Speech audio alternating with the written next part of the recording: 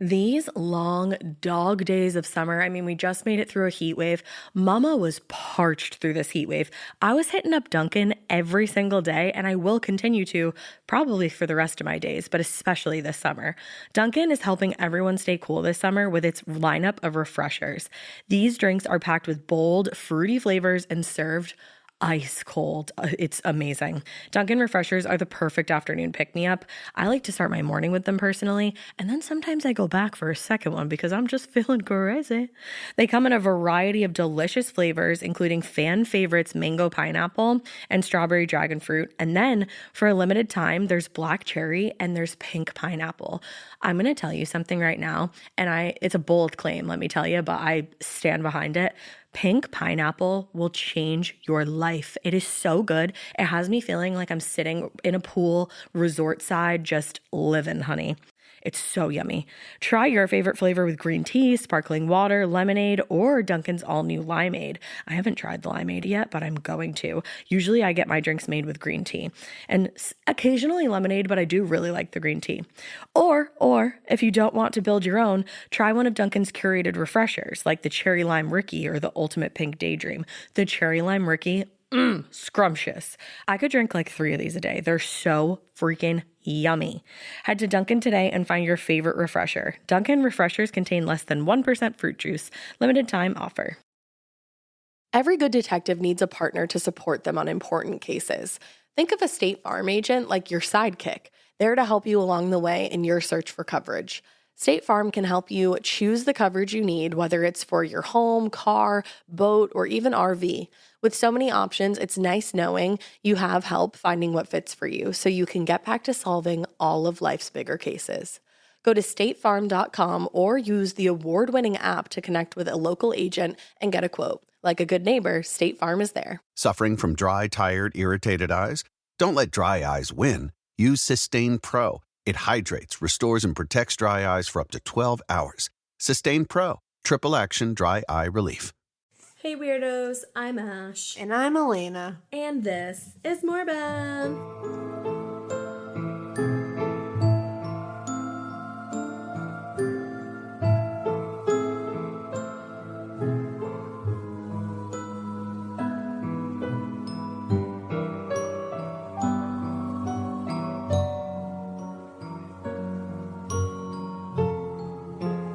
Not in the pod lab.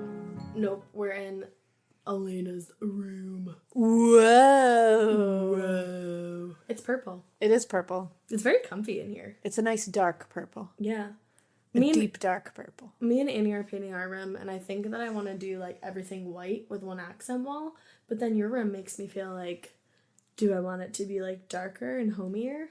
That's why I like it, because it's like moody. Yeah, you're a moody bitch. I'm a moody bitch, so this works out really well. But this isn't a decorating podcast. It's not. What are we talking about this week? Death, crime, trueness. But you know what? This one is kind of good because it has a happy ending. Hey! So, I mean, there's some shit along the way. Spoiler alert. For sure.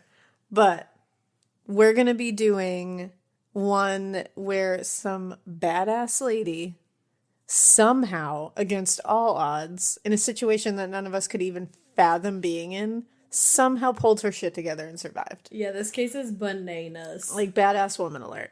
Bam. We are doing the case of Mary Vincent. And she's a baller. She really is. And we're going to focus mostly on Mary. Mm-hmm. We are going to talk about her attacker because he did some other shit too that affects her as well. But we're going to focus it mostly on Mary. Yeah, because she's a bamf. Because she's where it's at. There's a little true crime news that I'm sure everybody has heard about by now.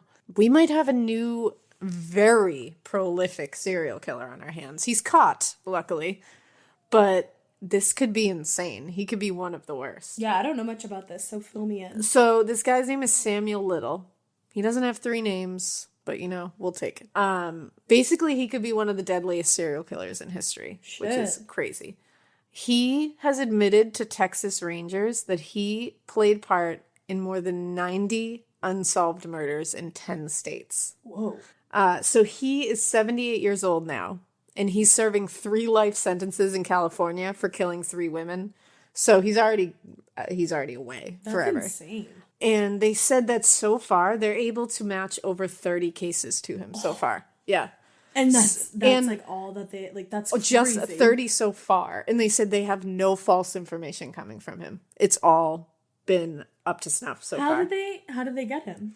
I don't know exactly how he got arrested, but for the 3 women, but he got caught for other murders. Shit. And like I said, this would make him one of the most prolific serial killers in U.S. history. Ted Bundy confessed to 30. Mm-hmm. John Wayne Gacy killed at least 33 boys, but I think the Green River Killer had 49 that he was convicted of. He confessed to 71. Woo! So this guy would pass him, which is insane. Damn. Wait, so he has 30 and how many more? They've at least been able to connect 30 to him, but he's confessed to 90. And he's giving information to police about these 90. How the fuck do you kill 90 people? I'm saying. I guess he started way back in the 70s. The 70s were a wild time. Yeah, they really were.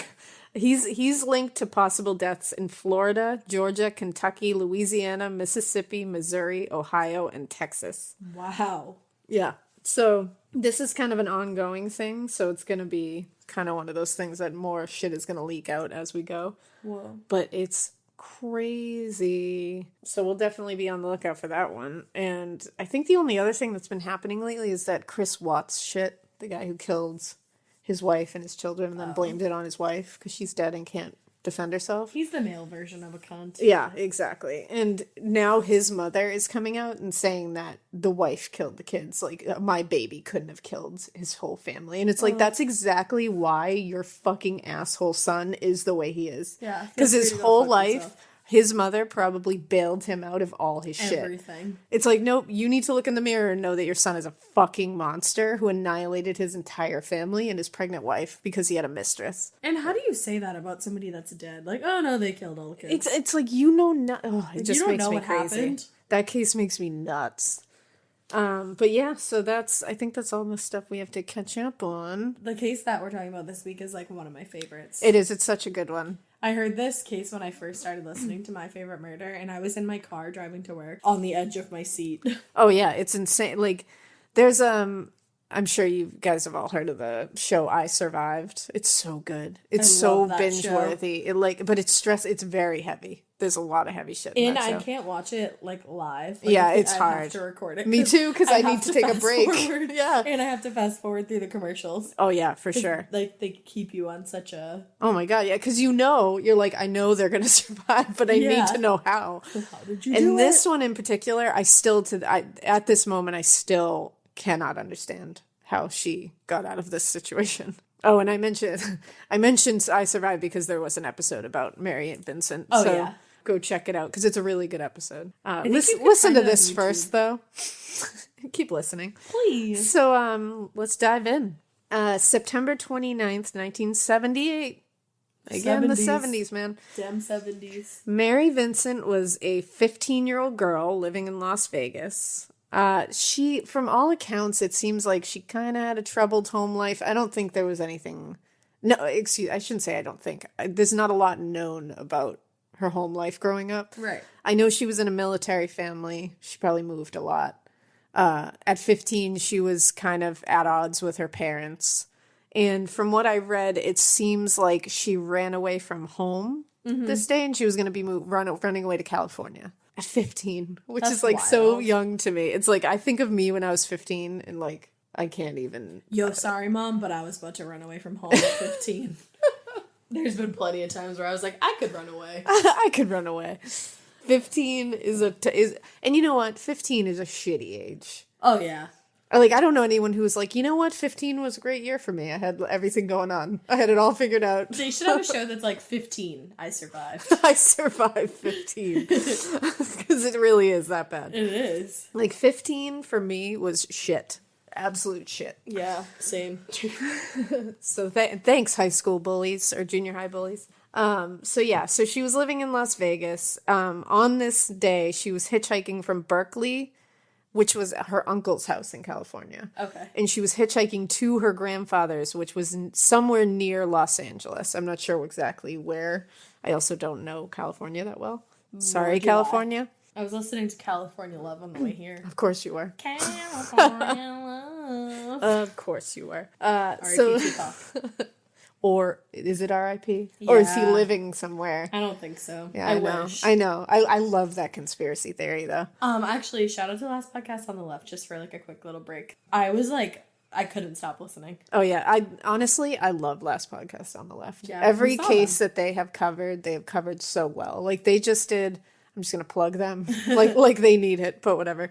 They just did the West Memphis 3, which we will cover at some point. Oh, we should but that's cover gonna be a very long, very research heavy case. Yeah. They did it in like 3 episodes, and they did it so well because you feel like you know everything about that case, but they did it, and you felt like you learned more. Yeah, so shout out to them. So on this day that she was hitchhiking, she was standing on the side of the road with 2 other hitchhikers. They didn't know each other. They were just all hitchhiking somewhere. They all had signs saying where they wanted to go. Now, this is when Lawrence Singleton, Larry, pulled up in a blue van. Mary described him as looking like a friendly grandfather type. Like, she was like, he's older. He looks like he could be my grandfather, and he was old enough to be her grandfather. So she felt immediately, like, comfortable, which is not a good thing. Also, apparently he was wearing blue overalls. And, like, here's the thing about old dudes in overalls. Don't trust them. Well, especially, you generally get 2 kinds of old dudes wearing overalls. Either sweet farmer types who just want to tell you the best way to get the beefiest tomato crops, or hillbilly mutants who think you look like their sister. Hillbilly mutants. So no bueno. If you're hitchhiking, overalls are a no. Yeah, don't get in the car with someone who has overalls. Like, sorry, everybody who wears overalls. I want a pair of overalls, but don't get in the car with me. No.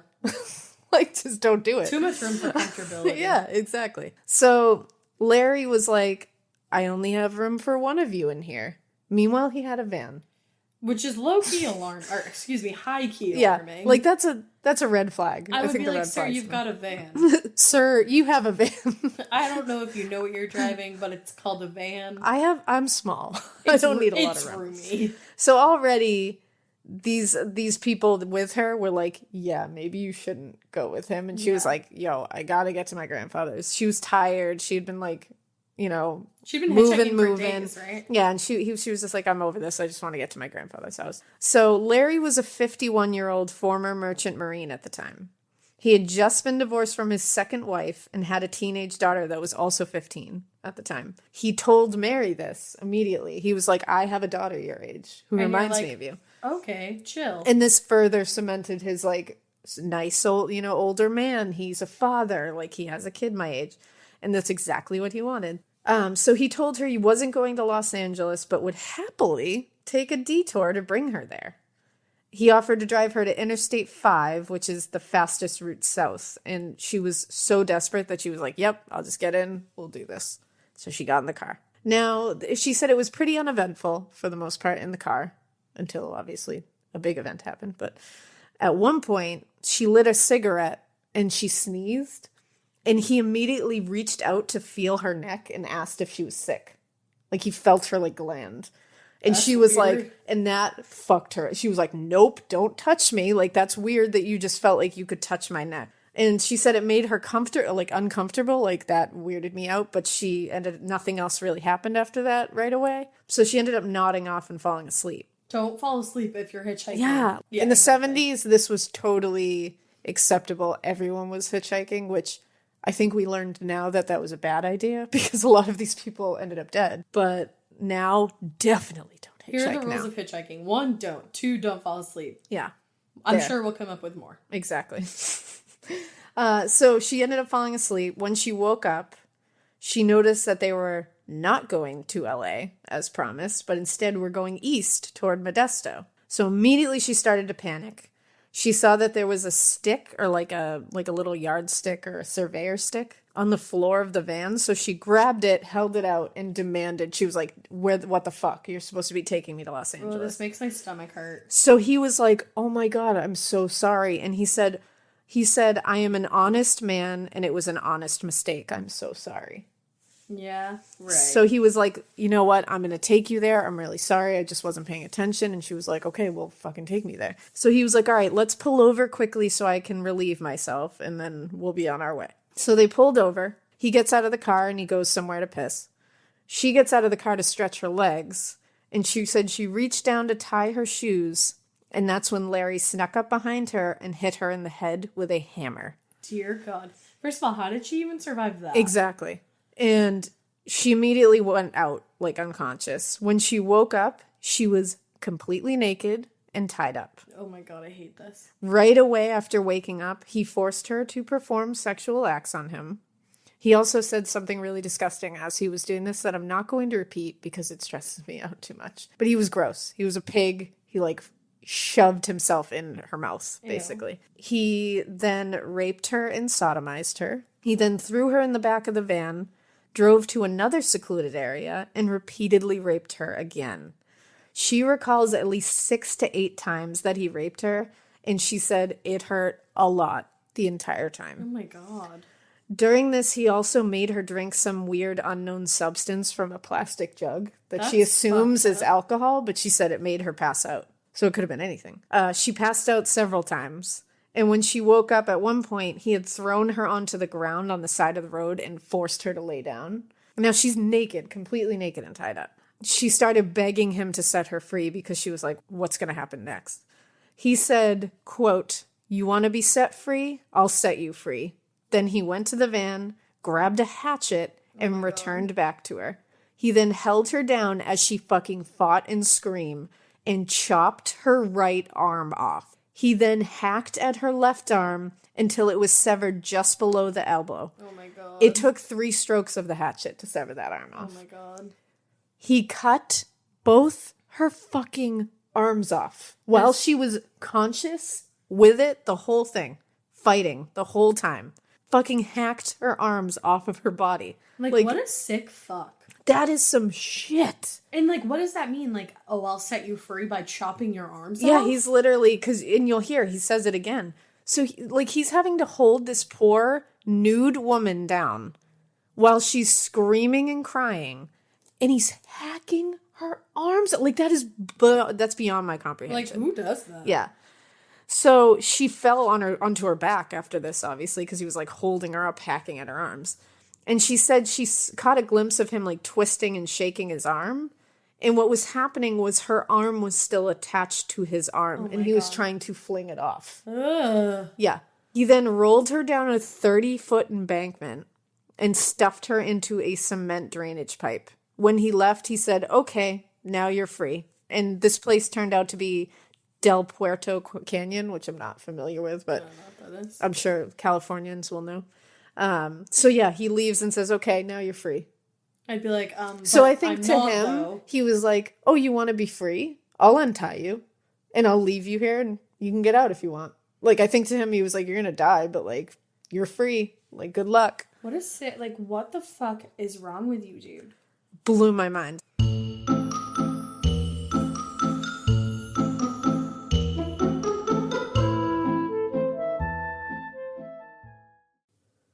You know that feeling when you come home late from work and those puppy dog eyes just pierce right through your soul? Or when you're packing for a trip and your cat refuses to leave your suitcase? Yeah, we've all been there.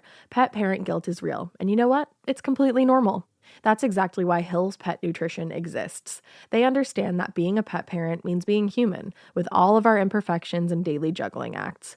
Hill's science-led nutrition helps you give more love than humanly possible. Whether it's those long work days or trying to balance attention between multiple pets, Hill's Pet Nutrition gets it. They've created science-based nutrition that supports your pet's lifelong health so you can feel confident even when life gets hectic. Because you're only human, there's Hill's. Science does more. Ready to let go of the guilt? Find the right food at hillspet.com/podcast. That's hillspet.com/podcast.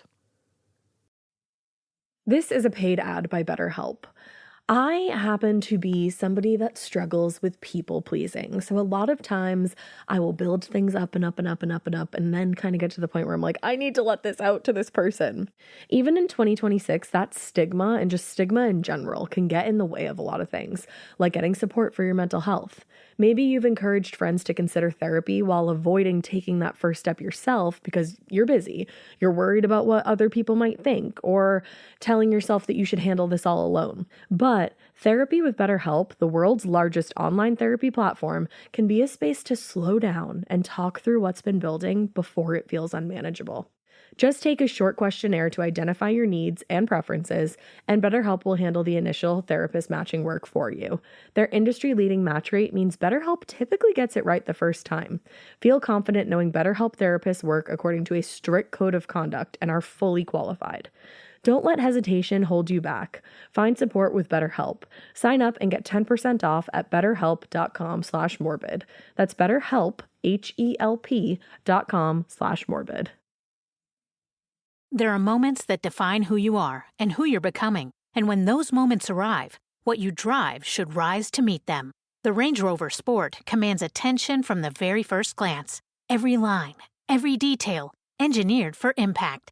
Inside, refinement takes over, with sculpted 22-way heated seating with available massage and a 13.1-inch touchscreen that puts everything within easy reach. But the Range Rover Sport isn't just about luxury. It's about uncompromised performance, too, delivering a powerful, agile drive that feels as confident as it looks. And with nearly endless ways to personalize, from interior finishes to wheels to unique colors and accessories, your Range Rover Sport becomes unmistakably yours. For those who expect more from every moment, there's a vehicle designed to meet it. The Range Rover Sport. Exclusive offers available now. Explore further at rangerover.com. So he immediately, obviously he thinks she's dead. She's been wailed on the head. She's been repeatedly raped. And she's had her fucking arms chopped off. And she's gonna been bleed out and die. And she's also been rolled down a 30-foot embankment. Like, that, there's so much here. So he left her alone to die and sped off. Keep in mind that she fucking survives. Yeah, just keep that in mind. She comes out of this. She is kicking, breathing, thriving today. She's a bad bitch. So at this point, she was like, okay, I could die here, or I could fight and stop. In her mind, she said, I can stop him from doing this to someone else. Good for her. That was her thought process, was I can't let him do this to someone else. How do you have that coherent thought process when somebody just chopped your fucking arms off? It is like fight or flight. And she chose fucking fight. So at this moment, she was like, I need to stay awake. So she forced herself to stay awake, because if she allowed herself to pass out, she would just bleed to death. She would just fall asleep and never wake up. Now, think of all those times you've just been sitting on the couch and you hit that wall of exhaustion all of a sudden and you can barely keep your eyes open. Now think of that, but your arms have been chopped off. You've been force-fed some kind of weird alcoholic substance, and you've been hit in the head with a hammer and raped repeatedly. How? I don't even know. Like, I never want to say I'm tired. Mary's like, fuck you. Yeah, I literally. was tired. So she forced herself to stay awake. And she said, quote, he threw me off a cliff. I should have broken bones. I should have bled to death. I didn't. And I never passed out. I remember everything. I wanted to give up and go to sleep, but I felt someone there with me, a presence who wanted me to survive. A voice told me to get up and get help, or someone else would die. Wow. Girl. I got chills. I can't, Mary. Like, I just can't even. Mary, quite contrary. Oh, you are just, I don't know how you did this, man. So, she ended up losing 50% of her body's blood supply. How did she not pass the fuck out? Because she's a fucking warrior. To stop it from getting worse, she packed her arms with mud to cut off the flow of blood. Jesus. First of all, I am 33 years old, almost. And I work in the medical field, and I don't think that would immediately be my, like, I need to pack these severed arms with blood. She was 15 years old. And how did you do that with both of your arms cut off? Like, you didn't even have another arm to pack with. There's just so much about this that I'm like, who are you? What are you? What kind? Like, we don't deserve you, Mary. No. So she walked herself up the 30-foot cliff she had been rolled down without arms. Like, think about that for a second. How hard that would be to do with arms, walking up a 30-foot cliff. Never mind without arms. It took her hours and hours and hours of fighting up this hill with only 50% of her body's blood and a head wound. Jesus Christ. And she said it took all day, like a full day to get up that 30-foot cliff. I believe it. So she finally reached because she said she could hear the freeway above. She just wanted to get there. She's like, I just got to get there. So she finally reaches the freeway and ended up walking for 3 more miles before seeing a car finally. It was a convertible with 2 men in it. They pulled over like a little bit, but once they saw her, they sped off. And I mean, she was nude. She was completely battered. She had no fucking arms. They probably didn't even think it was real. And was bleeding profusely. That's horror movie shit. Yeah. Like that. And she says to this day, she said she can totally understand why they were terrified and sped off. Like she was like, I do not hold that against like. So she said at the time she was holding up what was left of her arms in the air. So, quote, the muscles and blood wouldn't fall out. Wow. So she was holding her fucking, like, what's left of her arms up in the air. Now, luckily, a couple who were tourists and had, like, taken a wrong turn. Like, what a wrong turn. Weren't they on their honeymoon or something? I think they were. I think they were. I've read that a couple of times. Yeah, so they might have been on their honeymoon, I think. They picked her up, and they immediately wrapped her in linens from their car before driving her to a nearby airport and calling 911. Now, because it was the 70s, they didn't have a cell phone, so they had to drive to a phone. All she could say was, quote, he raped me, over and over again. Oh, my God. She went by helicopter to the hospital, and at the hospital, like, she just continues to be like a fucking warrior. She gets to the hospital and she doesn't sit there and be like, all right, now I'm going to take a break and like rest my weary soul right now. She was like, nope, I can describe this motherfucker to an absolute fucking T. Let me give you it. Wow. So she described him so perfectly that the composite sketch of him was like a photo, they said. We'll post it. Yeah, it was immediately released to the media, and Larry's own neighbor, who was his friend, like, was a friend of his, saw it and was like, whoa, that Larry. And they called and told the police, I know who that is. And it was their friend. That's how clear it was, though. They were like, that's fucking Larry. That's insane. Mary also picked his picture out of 6 others before the grand jury at one point. Wow. So in 1979, so they picked him up. There's not a lot of, like, how they found him or, you know, like, she knew who he was. She picked him. Look at this motherfucker. That's a dude. Oh. He dead now. So His that's nose good. looks like a penis. Yeah, his nose is a lot. So in 1979, he went to court, and Mary testified against him after all she went to at 15 years old. That is insane. Badass. Mary stood up in front of the court, pointed one of her hooked prosthetic arms at him, and she was like, that's fucking him. She will, to this day, she will only refer to him as, quote, my attacker. She won't refer to him as Good, he doesn't fucking deserve No, the he name. doesn't. So Larry said he was drunk that night and described Mary as, quote, a $10 whore. What the fuck? Yeah. He also claimed that the 2 other hitchhikers were in the van as well, including another Larry. So he said if anything happened to Mary in his van and the blood and other physical evidence presented at trial proved that it did, then he said the crimes must have been committed by, quote, the other Larry. So, yeah. So he insisted on being framed. Later, when he became a little more forthcoming, he mentioned that he had cut off her hands because he wanted to remove the ID. Yeah. Dental records are a thing, you fucking $10 dumbass. But after testifying, Mary quickly left the courtroom, and she did this because Larry made a very quiet comment to her, and she just rushed out of the courtroom. Ugh. Later, he admitted what he said to her. I remember this. He told her, quote, I'll finish this job if it takes me the rest of my life. Like, go fuck yourself. Like, are you kidding? Like, can you fucking imagine that? No. After all you've gone through, this dude's like, I'm going to finish this. Like, fuck. I'd be like, I'll finish you, sir. She was obviously fucking terrified. Afterwards, her parents came to get her, but she said they were kind of like, they couldn't really help. Like, they didn't have the relationship that they needed to help her. Yeah. She said, quote, she ran away in the first place. Yeah, and she said, quote, they couldn't handle it. They took it harder than me. I'm telling them I need you, but they couldn't do it.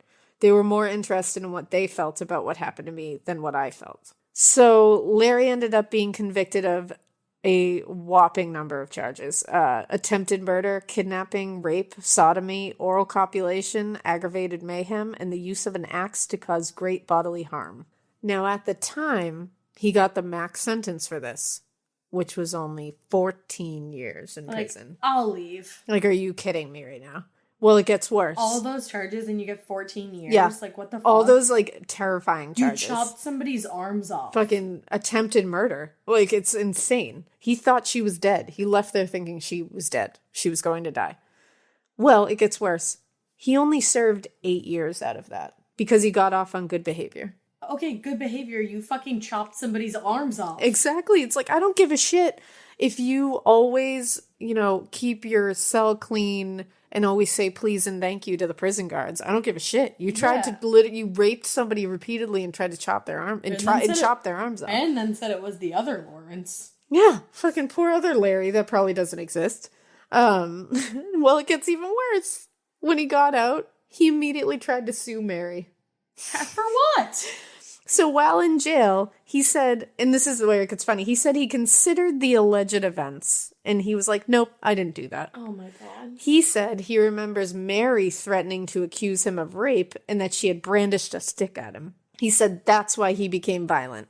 So he filed a complaint suing Mary for, quote, forcible kidnap for the purposes of robbery. Are you kidding me? Luckily, the courts dismissed it.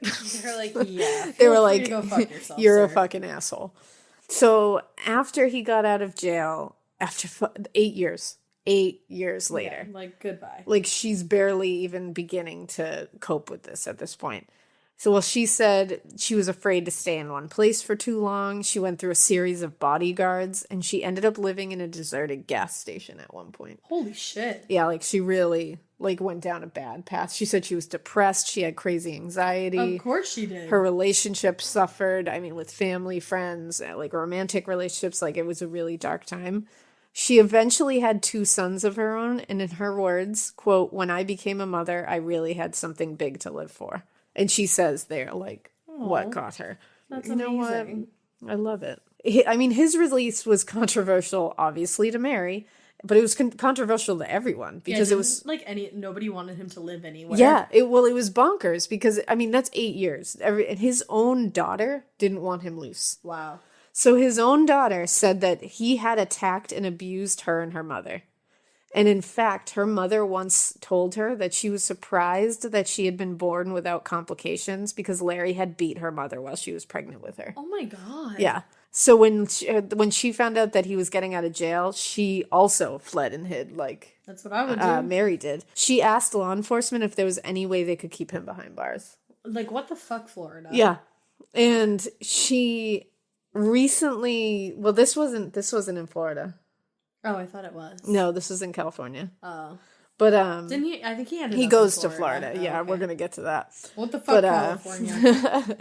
So his daughter, who I won't name because I don't know if she wants her name out there, she recently spoke to a woman who runs the site FamilyArrested.com, which helps family members of shitty people who have done awful things cope with their own victimhood. Yeah, I'm sure you. Because it's such a unique experience to be the daughter of a fucking monster, or the sister, or the spouse, or the mother, So she had this to say to this woman about her father. It's a big long quote. 6 years into my father's sentence, I knew he was getting out early as an quote ideal inmate.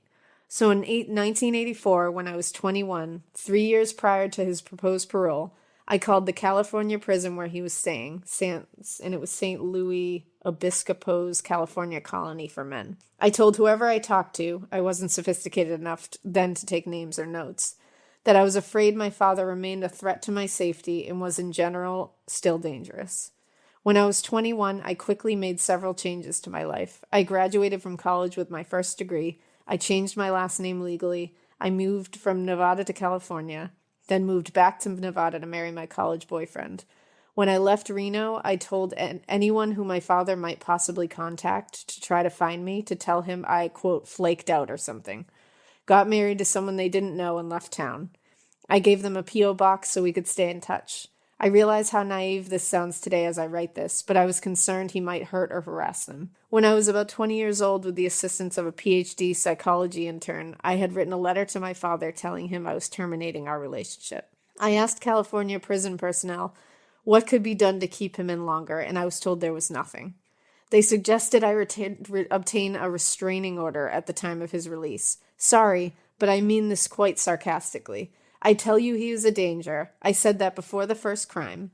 I've changed my name multiple times and am moving across state lines. And you all suggest a piece of paper that will tell him exactly where I am, what my name is, and not to come within, say, 300 feet of me. The neighbor woman who I had moved in with and lived with from about age 15 and a half until I was 18 had discouraged me both from terminating the relationship and from considering changing my name. She told me it was my, quote, responsibility to, I don't know, not hide. I then and now wonder if she was not motivated by fear of my father. That's insane. That's his own daughter. I've said that so many times, but like, wow, It this is so insane. And that's his fucking daughter. She was probably like so afraid of, I mean, she obviously was so afraid of him. Like, oh yeah. And to hear that he not only abused her, but abused her mother too, she was before pregnant. she was born and while she was gestating, like that's insane. Like, I would say that it takes like a like super fucked up person to like hurt a pregnant person, but this guy literally chopped somebody's arms off. Yeah, so it's like he has no low. He doesn't. I don't know where he would have. It's shocking that he didn't start earlier and didn't rack up a higher number. Sincerely hope that like there is a hell just for people like this. Yeah, just something like that.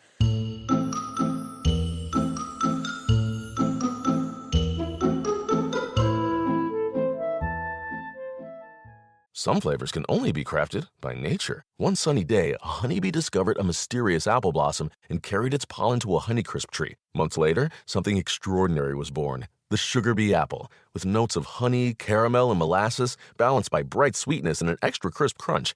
Sugar Bee apples elevate everything from charcuterie boards and salads to baked treats and everyday snacking. Ready for some inspiration? Download our free recipe book and discover delicious ways to enjoy Sugar Bee apples at hellosugarbee.com. Sugar Bee apples, from bee to you. Struggling with bloat or indigestion? You're not alone. 2 out of 3 Americans suffer from poor gut health. I'm Tina Anderson, co-founder of Just Thrive Probiotic. As a mom of 3, when no probiotic solved my family's tummy troubles, I created my own. Just Thrive Probiotic is the only probiotic that arrives 100% alive in your gut, supporting 5-star digestion, immunity, and better sleep. We even have a formula for pets. Use code SIRIUS for 20% off at justthrivehealth.com/serious. Hi, I'm Angie Hicks, co-founder of Angie. When you use Angie for your home projects, you know all your jobs will be done well. Roof repair?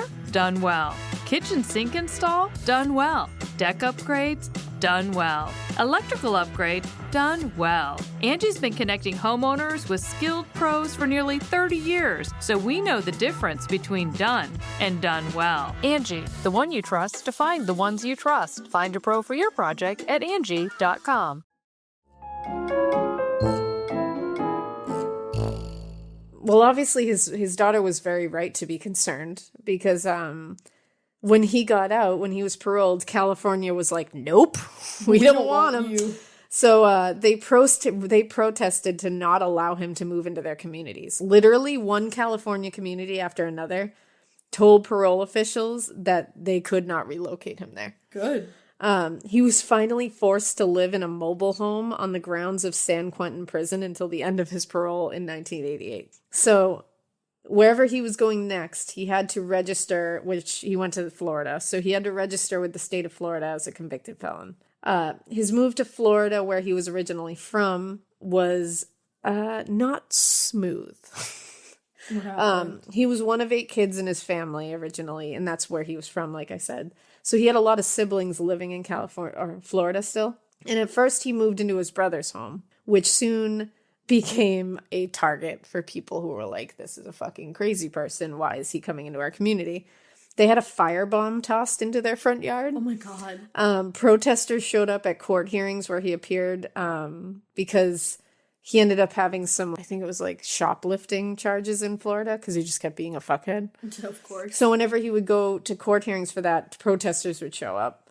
Because I think between 1990 and 1991, he was arrested 3 times for shoplifting. At one hearing for these, he described himself as, quote, a confused, muddle-headed old man. Yeah, you're like, more I love how confused. he's just like, I'm just confused. I'm like, just an old man. You don't seem confused. No, you just seem like a giant fucktard. So after living with his brother was like, yo, you got to get out of here because this firebomb's being tossed into my yard. So he moved into another home that was owned by his family in Orient Park in Tampa. His new neighbors thought he was a fucking great guy. Oh, God. Yeah. His next door neighbor at the time, Tom Bennett, said, quote, we were scared of him at first, but every day he'd talk to you, he'd cook steaks and bring them to you. Don't eat those.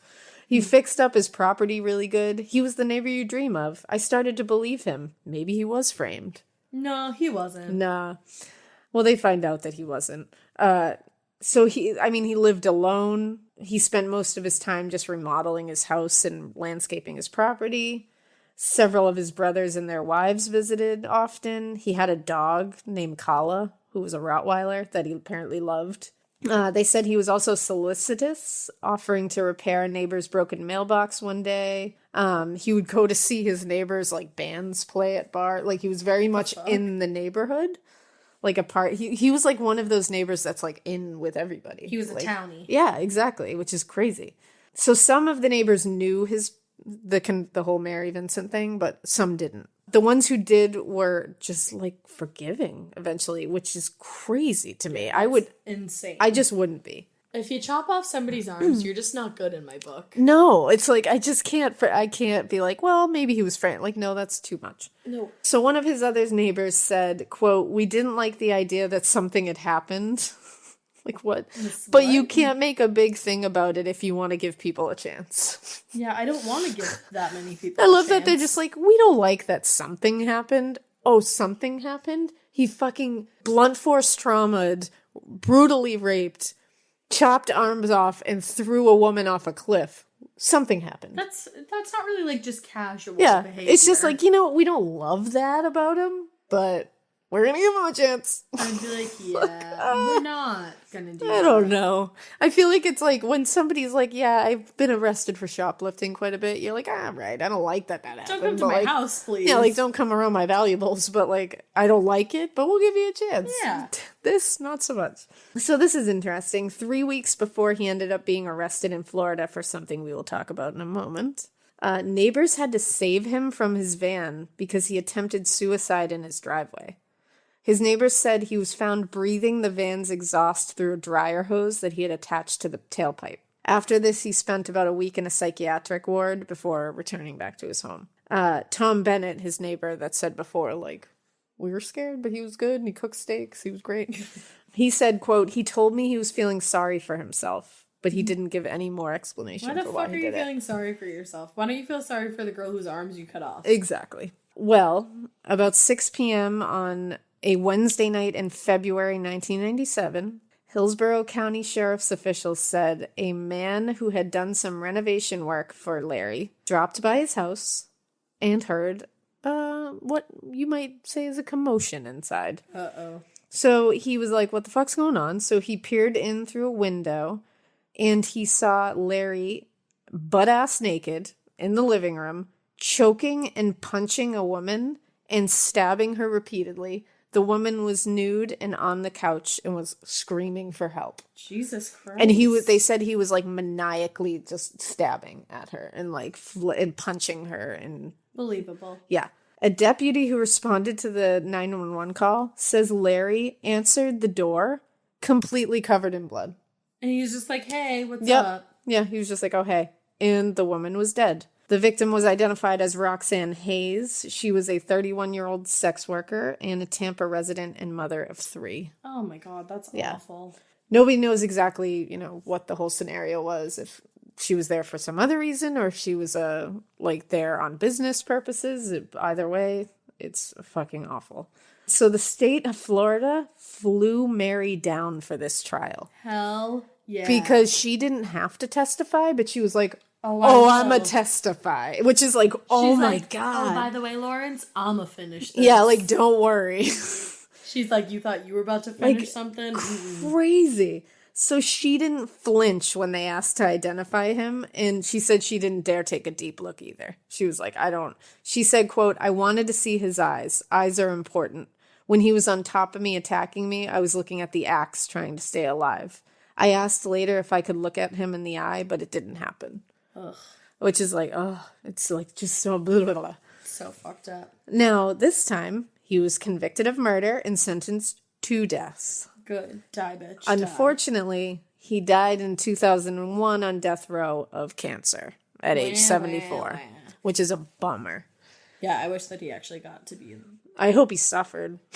Yeah, somehow. Do you know what kind of cancer he had? No, I don't. I tried to look it up, but I couldn't find it. I hope it was the worst one. I hope it was penis cancer. You know penis cancer. I don't know. That particular one. I hope he had it. Yeah. That's what you get for raping people. Yeah, I hope he just had all the cancers. Yeah.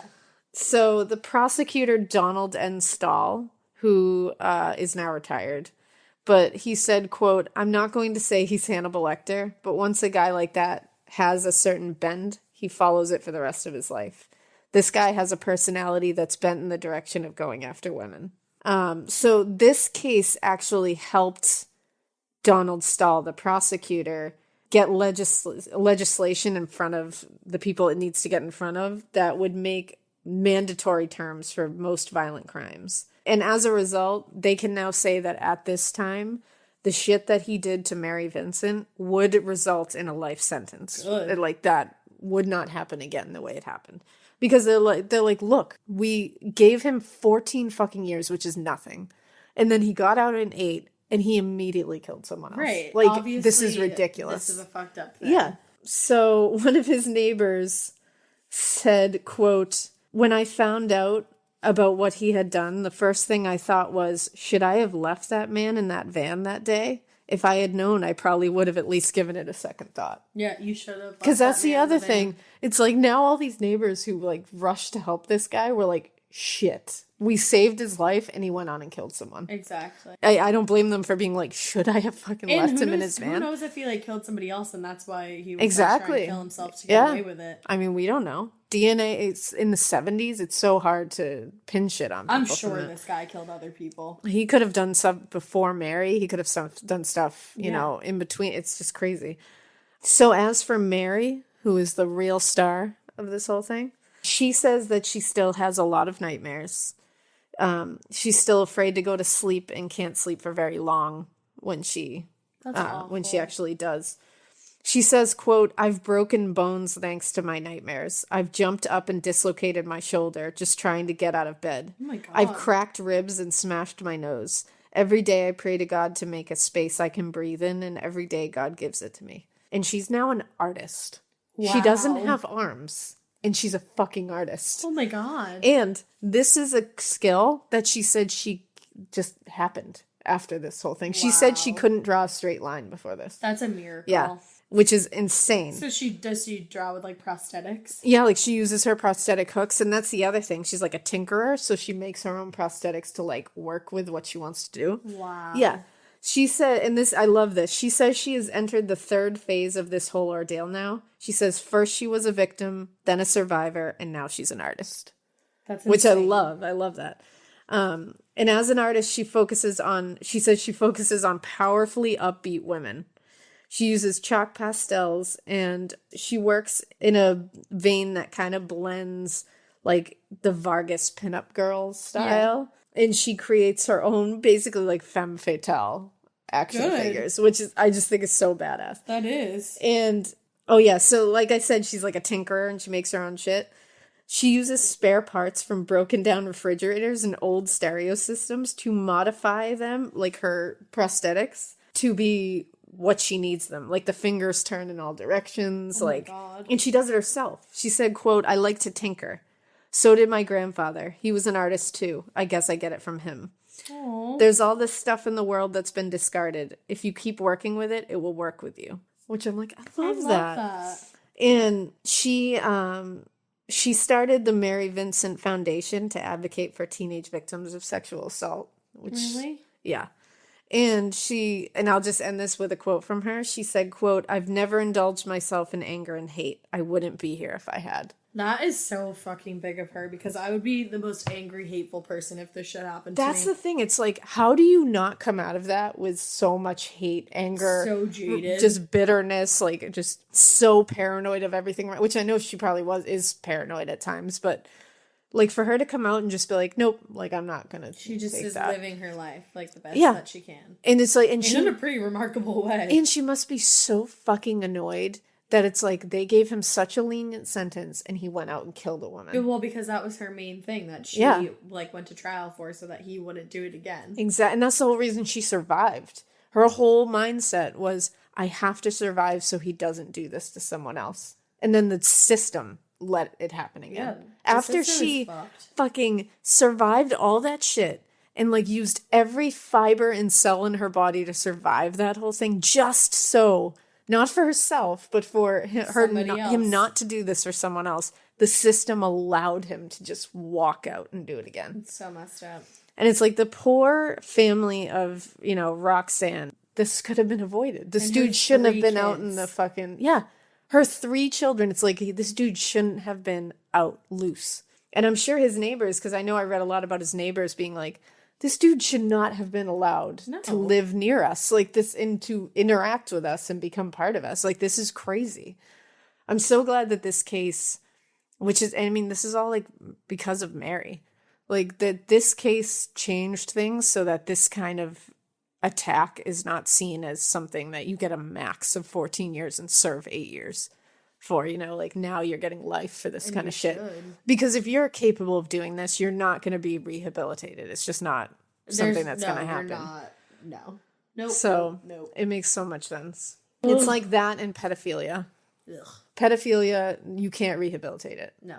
Like those people need to be like away from the rest of society. And I have no fucking qualms saying that. No, it's true. But yeah, so that is the fucking bonkers story of Mary motherfucking Vincent. That is, I can't even. The patron saint of badass bitches. Like she needs her own, you know those true crime candles? Oh my God, yeah. Which also, like, someday I hope our faces are on one of those. That's like my goal. That's the goal. That's the dream. Oh my God. Like just putting that out there, true crime candles someday. Just saying. Someday. We'll earn it someday. But she needs to be on one of those. I'm picturing one. But you have a duck face. No, I wouldn't. But Mary Vincent needs to be one of those. Yeah, she does. Like she needs an I survived candle. She needs to, like, it needs to be a candle that's like the patron saint of badassery. I want that. I'd buy that. Yeah, I want that. I'd buy that for a lot of money. That's just our little, you know, pitch. True crime candles. So yeah, so that was, at least that one was a good one. It had a real bummer in the beginning. It had a real bummer in the middle. But like, you know, in the end, he died. At least he's dead. And Mary's a fucking beautiful artist. Yeah, and Mary's just this beautiful fucking wildflower just floating through and she is a thriving. Wildflower. So that's a great one. And we hope you enjoyed that one. We'll do some more of these like fun survival ones sprinkled in every now and then because they're nice. Yeah, not everybody has to die. Yeah, I mean, it definitely gives the grisly shit, but like it's nice to have that every once in a while to have an end that's like, yeah, all right. So we hope you guys enjoyed this. Like I said, we want to start getting out some more content. We just have to kind of like make it work for us. Yeah. But I promise we have so many cases we want to get to, so we really do want to just give you as much as we can. Eventually we'll try to do 2 a week. We're definitely going to try to do that. I think we can make it work sooner than later. We just kind of have to, we'll get it. We'll get it together. Buckle up. We'll buckle it up. We'll figure it out. Because I know you guys will be psyched to get more. So we want to give you that because you're so amazing. Tell me more. And yeah, so we'll do another bonus episode very shortly. I think I know we are going to hit House of 1,000 Corpses. Because I'm very excited to show Ash that for the first time. I've never seen it. And that I love doing that. I love giving you like a first run. Yeah. It was like Freddy versus you've done Jason. for, like, my whole life. So I love it. I love being the one to introduce you to this like fucked up shit. Ayo. So we'll do House of 1,000 Corpses. Our next case is not going to be a survived one. It's a one that I remember reading about like early in my true crime fascination. Not right in the beginning, but it's one that I just remember like constantly coming up when I was reading. So we won't tell you about it yet. Let's do the teasies. Yeah, we'll tease it out. So we'll see if any of you true crime aficionados can snag which one it is. If you guess, you win. Yeah, you know what? If you guess it right, we'll give you a sticker. Yeah, you get a sticker. Yeah, if you guess it right, we'll give you a morbid sticker. So we'll put out some teasers and we'll see if anybody can get it. The first person to guess it right. Yeah, the first person to guess it right. Yeah. Because if everybody just repeats the same one underneath it, we're going to have like 400 stickers. I just realized that. Okay. So the first person to get it right, we'll give a sticker to. You get a sticker and you get a sticker. Everybody gets a sticker. Look under your chair. There's a sticker. There's a sticker. Enjoy it. Imagine if that was part of Oprah's like thing when she's like, and you get it, look under your chairs, and they were like, it's a sticker, and she was like, it's a sticker. It's just Oprah's face. Thanks, fucking Oprah. So yeah. So make sure you guys rate and review, and it really helps us out. And, you know, hit that subscribe button. Find us on Instagram at Morbid Podcast. Email us. morbidpodcast@gmail.com. We hope you keep listening, and we hope you keep it fucking weird. You threw in the fucking. I did. Like that. I felt like I wanted to make it aggressive. Don't just be weird. Be fucking weird. Be fucking weird, man. And don't sleep on the couch. And fresh air is for dead people. And don't hitchhike. And don't hitchhike. And if you do hitchhike, don't fall asleep. Yeah. Definitely don't fall asleep. Mary Vincent, you the shit. Mary Vincent. Mary Vincent. Mary Vincent. Mary Vincent. Mary Vincent. Mary Vincent. Mary Vincent. Mary Vincent.